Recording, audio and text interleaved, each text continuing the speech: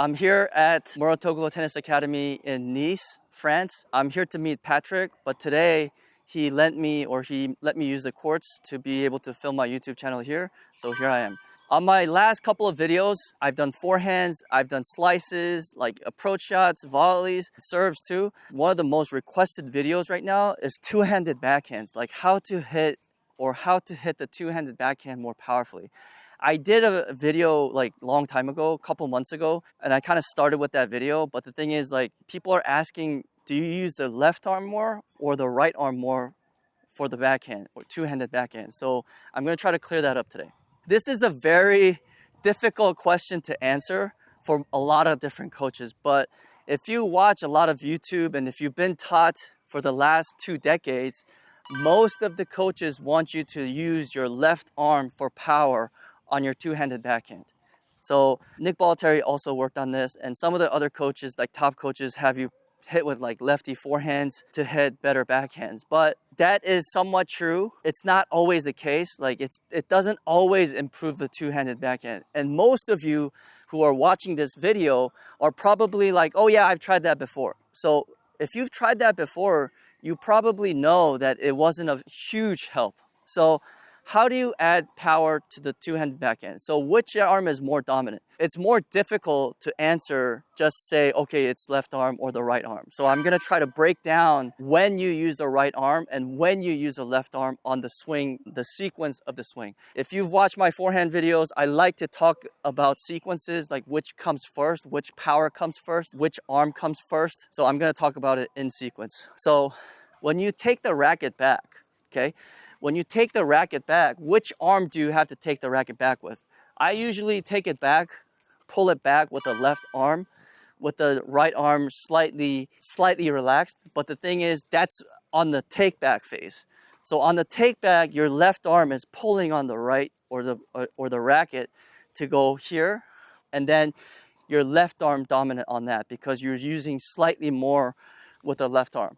Now, once you take the racket back, you need tension. You've heard me talk about tension a lot. You need to come to a tension where the right arm feels the tension of the body. So you're pulling it all the way back.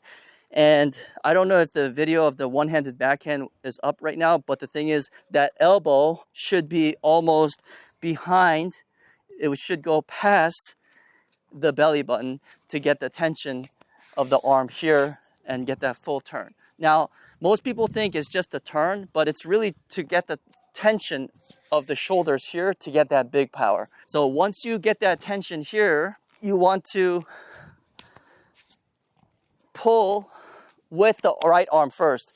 And I know a lot of people are going to say like, okay, like, you know, a lot of top coaches say use the left arm to hit the two-handed backhand. But if you hear Andre Agassi, which, you know, obviously you guys all should know, he actually said, when I hit two-handed backhands, I'm more right arm dominant.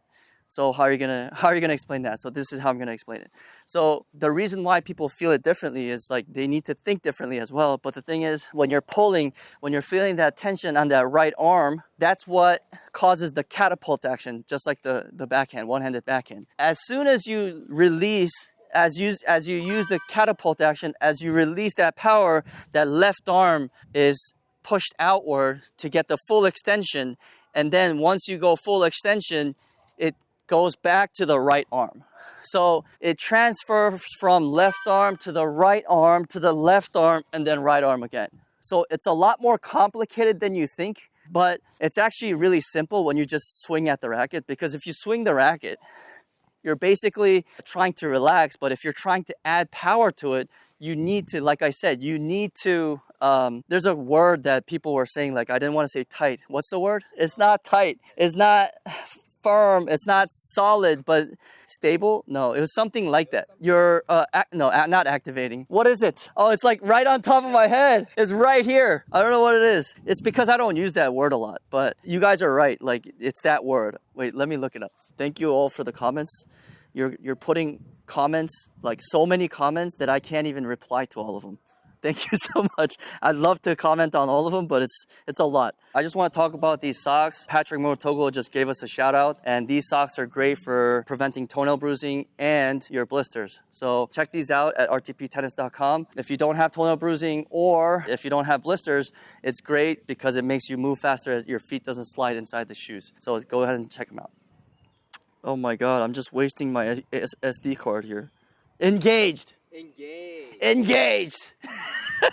Engaged. So basically, you're engaging here and feeling the tension to release that tension as you're rotating forward. And then once you catapult that arm forward, you want to extend that left arm and try to use the left arm's extension to all go all the way out. And then at the end, you're engaging your shoulder muscles at the end to pull all the way back rather than just staying here. Now, there are ways to hit the passing shot or low backhands. We'll do that in a separate video, and where you're trying to stop it here and you're using that stopping energy to get the ball moving. But right now we're talking about which side is more dominant, and it's just in sequence. It's more like left arm, left arm, and then right shoulder again. So I'm gonna show you the example. I'm gonna hit a couple. So I'll show you without talking right now, and it's actually hard to explain what's going on in each sequence, but here we go. Okay, pull back, load, pull back, load, and then release. Load, and then release. Here we go. Let's try it again. Okay, again.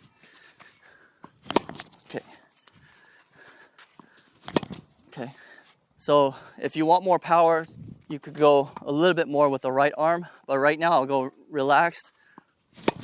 Now I'll go a little bit more power.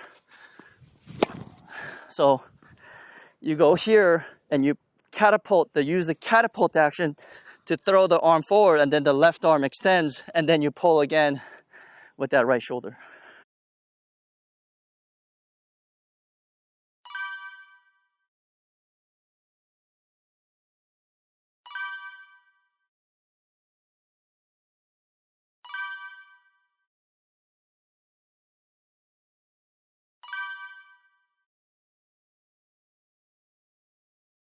Okay, I did a lot of talking in the front of the video, but I hope my editor takes all that out.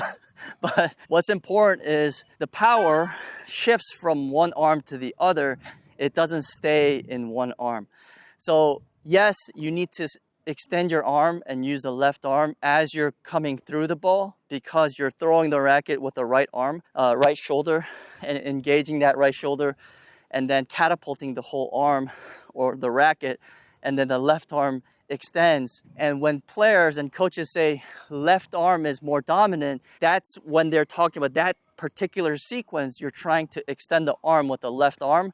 That's why they're saying left arm is more dominant, but it's not left arm dominant on the full, all the way, like full swing. I hope this helped you out to clear your mind on the two-handed backhand. The grip is just as important as the swing. So if you have a very Western grip on the two-handed backhand, you're gonna have a difficult time producing power if you don't switch the grip or if you don't make changes to your contact point. But that's for a different video. For today, I'm talking about the sequence of power on the two-handed backhand, where the power transfers over from the left arm to the right arm to the left arm, and then the right shoulder is engaged. I hope this video helped you out. See you in the next video. Thanks.